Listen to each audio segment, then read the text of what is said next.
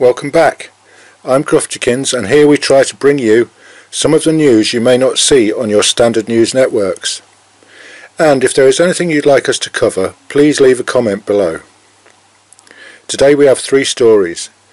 North Korea threatens repercussions if new sanctions go ahead. Russia practices bombing enemy submarines right next to US and NATO war games. And China sends a spy ship to monitor US missile test in Alaska. So let's get into it. North Korea has threatened to react with a strong and appropriate response if the United Nations Security Council slaps a new round of tougher sanctions on the hermit regime. This comes after the world was taken by surprise by an apparently successful test of an ICBM by North Korea, giving them the ability to send a missile to mainland America. South Korea is now disputing that the North actually has a workable re-entry system, but many analysts still say all indications show a successful test all round.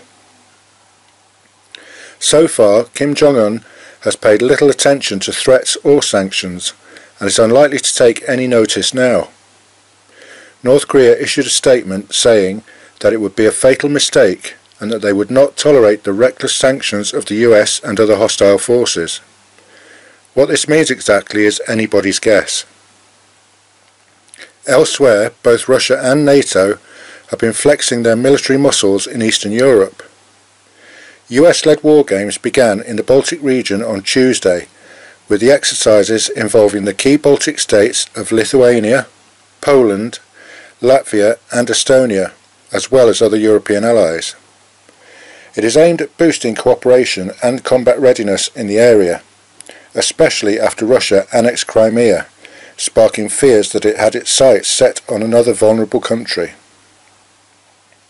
Just one day after these exercises began, Russia deployed 10 of its Kamov anti-submarine helicopters to conduct bombing drills on a simulated enemy target off the coast of Kaliningrad, an area of Russian territory set slap bang between Lithuania and Poland, and bringing it a stone's throw from the US-NATO exercises. Hardly a coincidence, and although both sides have a right to conduct military drills, this has caused tensions in the region to go up another notch. And finally, China has sent a spy ship to monitor the latest test of the US THAAD anti-ballistic missile system off the southern tip of Alaska this week.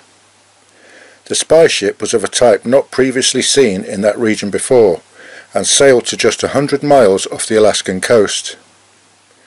This comes just after China launched a new class of destroyer and declared its new aircraft carrier combat ready.